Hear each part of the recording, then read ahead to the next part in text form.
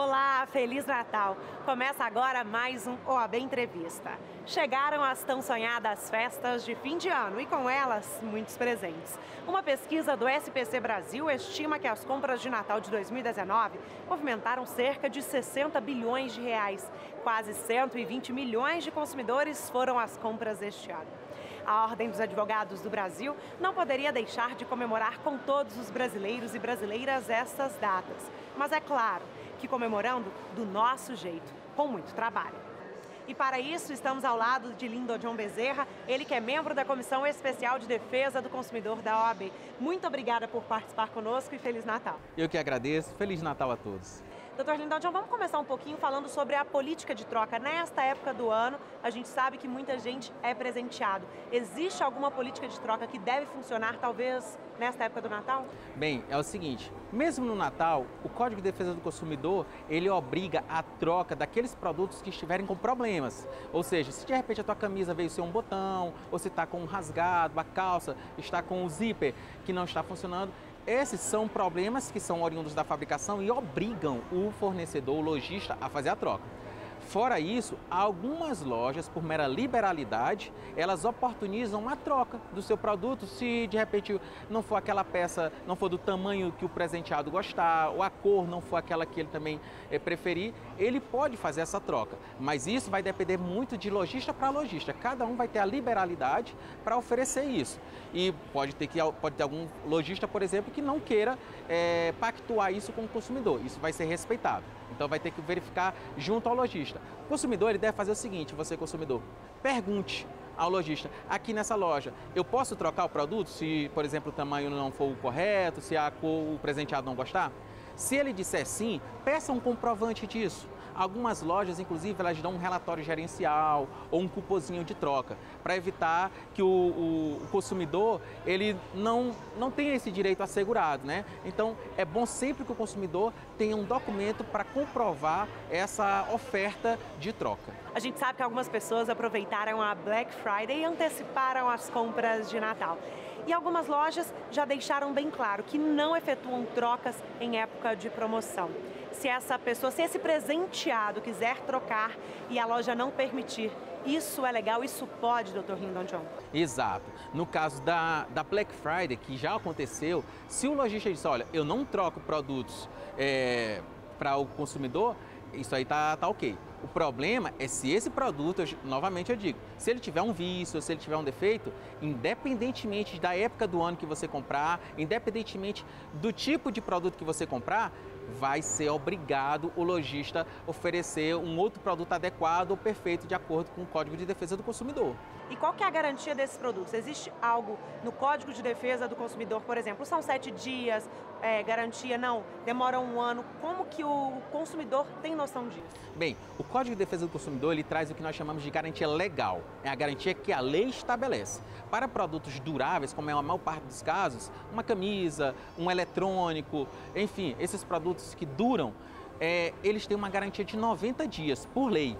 Então, independentemente do lojista dizer, eu vou oportunizar a troca ou não, não importa. É a lei que obriga ele a entregar um produto perfeito para você durante 90 dias.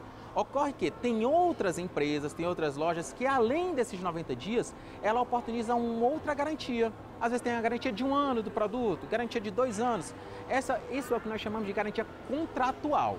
Essa garantia contratual, ela é uma liberalidade do fornecedor, do lojista, que escolhe e que acredita no seu produto. Então ele oferece uma garantia a mais do que a garantia que é prevista na lei. Lembrando que o Código de Defesa do Consumidor diz que essa é uma garantia complementar à garantia legal, a essa garantia contratual. Então, ela não pode tirar a garantia legal de 90 dias, essa é obrigatória. Essa outra vem apenas para complementar aquela que já é prevista em lei. E essa de 7 dias que às vezes muita gente fala, não é uma garantia propriamente dita.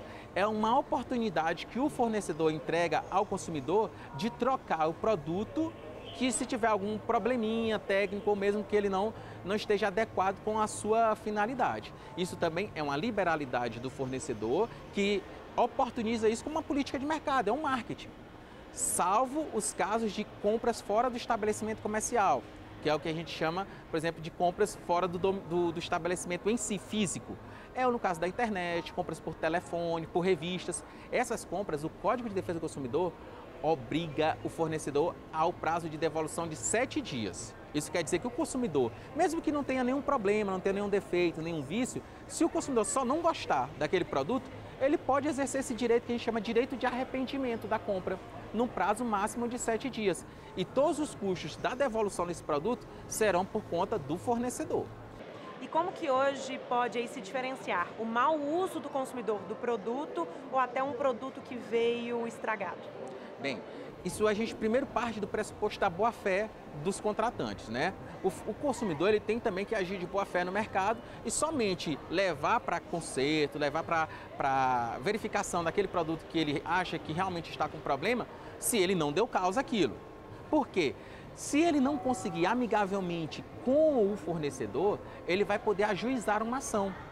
E nessa ação, o advogado vai poder pedir um laudo pericial com relação àquele vício, àquele defeito que está no produto. E através do laudo pericial, que é uma prova técnica, vai conseguir verificar se é um produto que é um defeito, um vício oriundo e originado da fabricação ou se foi por um mau uso, tá? Esse é um primeiro ponto. O segundo ponto é que o consumidor, mesmo agindo de boa fé, e de repente ele vai ao fornecedor para tentar resolver, e o fornecedor, de forma alguma, quer resolver e só fica invertendo essa obrigação para o consumidor, lembre-se que o Código de Defesa do Consumidor estabelece como direito básico do consumidor a inversão do ônus da prova. O que é isso em termos mais comuns, mais simples? Quer dizer que se você tem certeza que não foi você que deu causa àquele defeito, aquele vício no produto, você vai alegar isso em juízo, através de um advogado, e o advogado vai pleitear ao juiz que, ao invés de você provar, quem vai ter que provar é o fornecedor. Ele que vai ter que trazer meios probatórios para justificar que aquilo não foi culpa sua, ou que foi culpa sua. Com certeza. E o senhor até antecipou um pouquinho sobre a questão das compras da internet. A gente pode falar que são políticas diferentes, comprando na internet, comprando na loja física.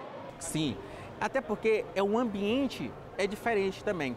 No ambiente virtual, por que foi pensado o direito de arrependimento, que nós já falamos, dos 7 dias? Você tem o direito de se arrepender da compra no prazo de 7 dias. E esse arrependimento ele não precisa estar vinculado a um defeito ou a um vício do produto. O produto não precisa estar quebrado, não precisa estar sem funcionar. Basta que você não goste. Mas por que foi pensado isso?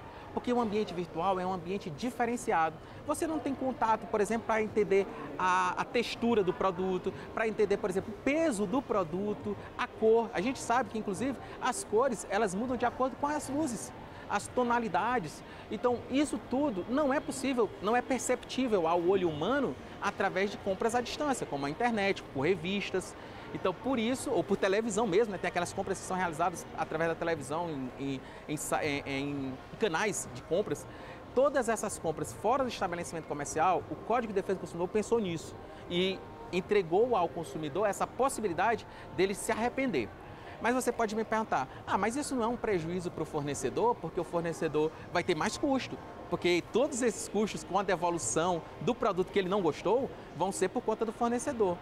Não vai ter, porque tudo tem uma contraprestação. Ele também vai ter menos custos operacionais, porque quando ele trabalha só no ambiente virtual, provavelmente ele não vai ter que ter um espaço físico para pagar a questões operacionais, luz, água, funcionários, às vezes a quantidade de funcionários é menor, o aluguel daquele lugar, às vezes se é alugado. Então, é uma coisa pela outra. Então, o Código de Defesa do Consumidor ele pensou nisso também. Não é um ônus a mais para o fornecedor. Ele escolhe. Também não é obrigatório para o fornecedor estar no meio virtual. É uma opção.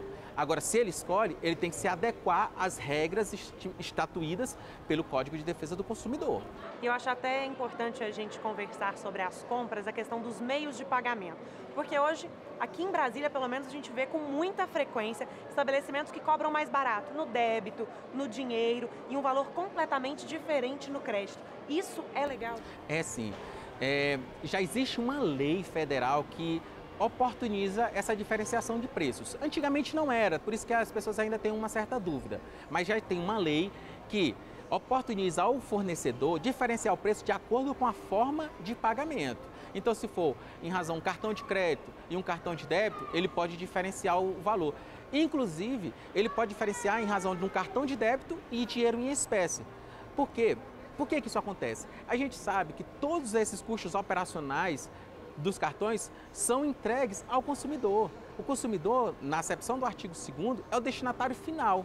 Como ele é o destinatário final, todos os custos envolvidos na produção, na tributação daquele produto vão ser repassados ao consumidor. Então não se engane, não existe nada de forma gratuita. Tudo tem um custo nas relações no mercado.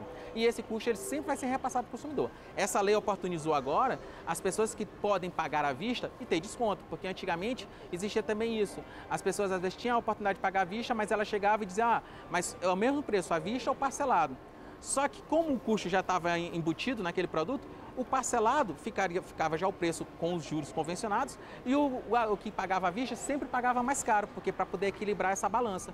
Agora não, se você tem o dinheiro e pode pagar à vista, você agora tem uma oportunidade de pagar mais barato pelo mesmo produto. Vale a pena a gente frisar que consumidor nesta época do ano tem que ser consumidor informado. Exatamente. Consumidor informado é um consumidor que merece ser respeitado, né? Todo consumidor que tem uma informação, ele tem um grande poder nas mãos. Esse poder de negociar e de resolver seus problemas no próprio diálogo com o lojista. Dr. Lindon John, então gostaria de te agradecer por participar conosco aqui do AB Entrevista. Eu acredito que muita gente vai sair extremamente bem informada na nossa conversa. Eu que agradeço. Um Feliz Natal para todos, boas compras e muito cuidado. Sempre atenção, pegar os comprovantes, as notas fiscais, porque se tiver algum problema, vocês terão como advogado buscar a justiça para vocês. Obrigada mais uma vez. E você que está em casa, não saia daí. Já já a gente volta.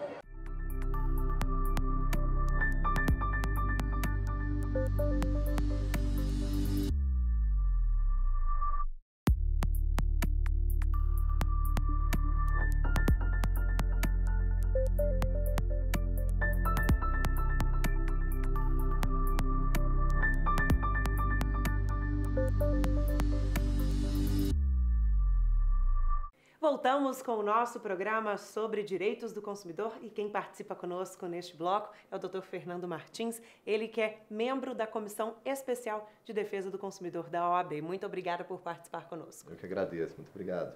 Dr. Fernando, hoje existe o Código de Defesa do Consumidor e ele rege sozinho as leis do tema ou não? Não, na verdade, o que acontece? O próprio CDC, em seu artigo 7º, ele já dispõe que outras leis também poderão tratar do direito do consumidor. E aí um exemplo que trazemos é o Estatuto do Torcedor, quando se garante que o torcedor, quando ele tiver algum tipo de problema no estádio, ele tem o direito de ter aquele problema resolvido com a maior brevidade possível. Também existe um outro exemplo que é quando se trata do plano de saúde. A lei que regulamenta o plano de saúde, que é a Lei 9656 de 98, ela também traz inúmeras garantias para o consumidor, como garantias de receber um tratamento adequado para a sua doença, como a garantia de ter um contrato claro, objetivo, direto.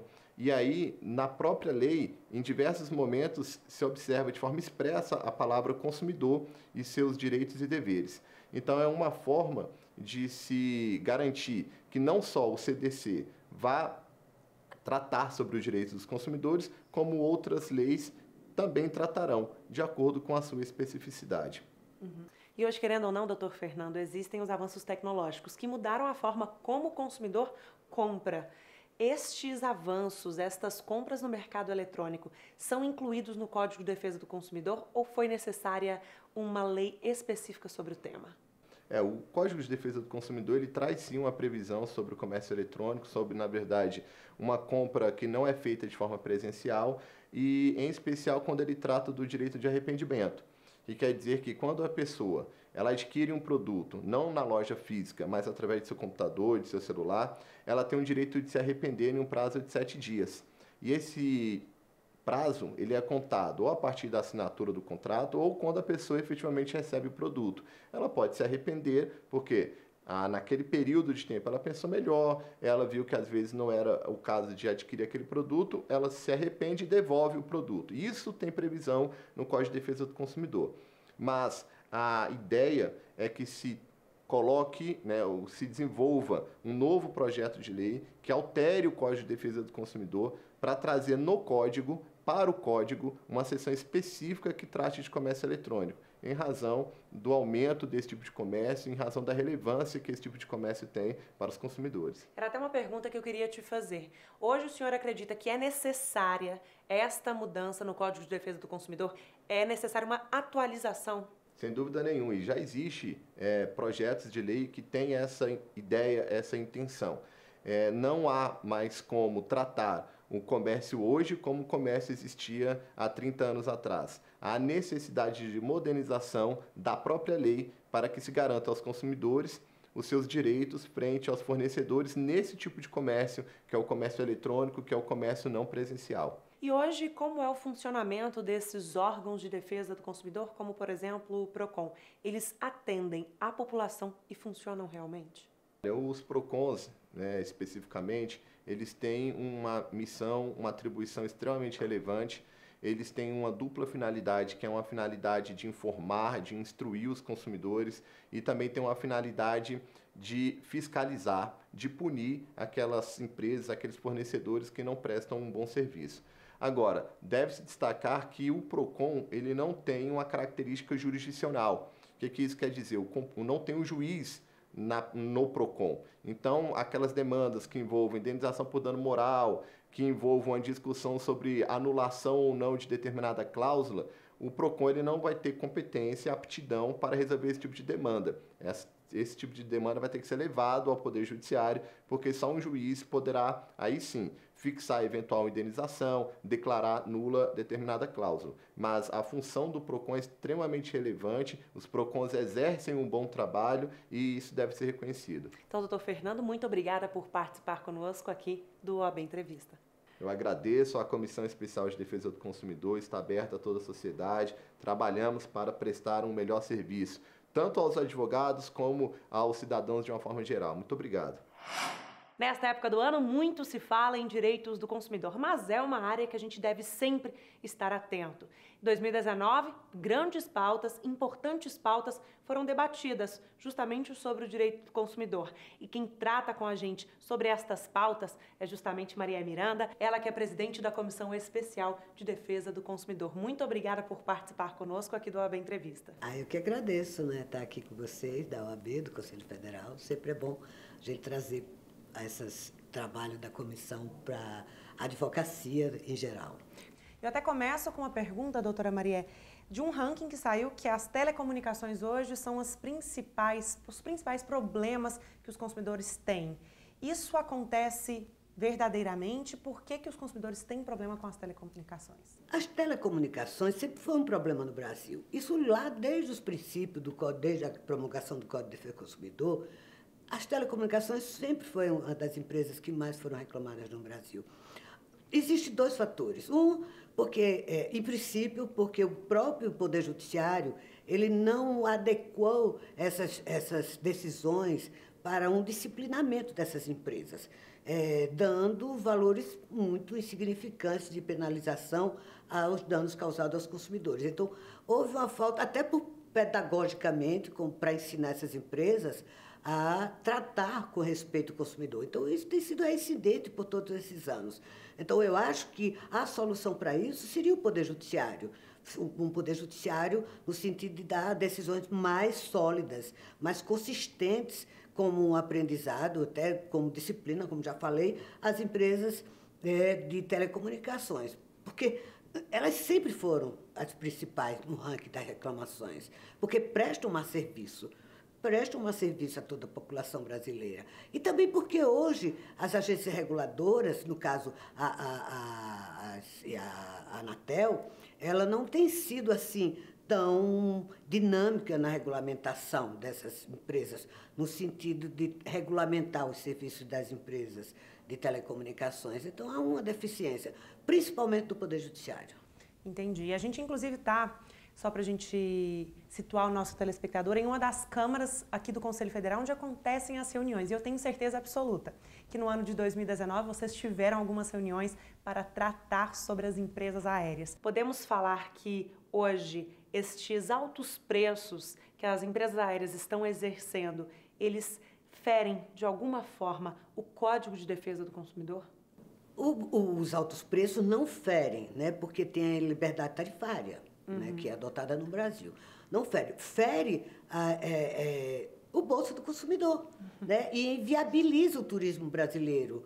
Né? Hoje, às vezes, é muito mais vantagem você sair para o turismo externo, ir para a Europa ou até para a América do Sul e para os Estados Unidos, do que você fazer uma viagem do norte para o sul. Então, nós, os brasileiros, perdemos a oportunidade, porque o que as empresas aéreas brasileiras oferecem em termos de turismo brasileiro, no território brasileiro, que é um território continental, é muito mais caro do que uma viagem internacional. Então, às vezes, você quer programar uma viagem família, mas fica inviável em função dos preços, orçados pelas empresas aéreas para o turismo interno. Então, isso inviabiliza o nosso turismo. Isso é ruim, tanto para o mercado como para o consumidor. Uma discussão que vai continuar na pauta da Comissão de Defesa do Consumidor é justamente sobre essas startups que estão entrando com ações contra empresas aéreas. Hoje o consumidor está sendo atingido, está sendo bombardeado, podemos falar assim, com algumas propagandas. O que vocês querem verificar desta questão? O que nós queremos verificar é exatamente o abuso e a propaganda enganosa que essas startups estão trazendo para o consumidor. Né? E a influência, porque verificamos que é como se eles tivessem as informações daquelas pessoas que sofreram algum dano pelas empresas aéreas, ou uma perca de um voo, ou um voo atrasado, ou um voo cancelado. Então, elas têm o acesso à listagem daqueles passageiros, daquele consumidor passageiro que foi... Então, está havendo como se estivesse utilizando a própria inteligência artificial, que hoje já é uma coisa que está na nossa realidade. Então, isso nós temos que vetar isso, porque o nosso medo, o nosso receio, como defensores do consumidor, é que isso se expanda para a área de saúde, para a área da energia, enfim, para os serviços de consumidores em geral. Porque se usa hoje já para os serviços aéreos, pode-se também estender em outras áreas. E essa é a nossa grande preocupação e que temos que cortar isso já, desde já. E trazer pela corregedoria esses advogados que estão atuando irregularmente por essas ações. Justamente. E até te perguntar outro ponto de reclamação dos consumidores. Planos de saúde. Muita gente reclama. Plano de saúde é outro problema. Porque o Brasil realmente oferece um serviço de saúde bom.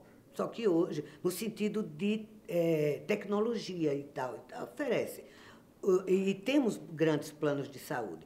O problema é que, como o Estado não corresponde a trazer uma saúde eficaz e eficiente para nós, os consumidores e cidadãos, todos nós recorremos aos planos de saúde.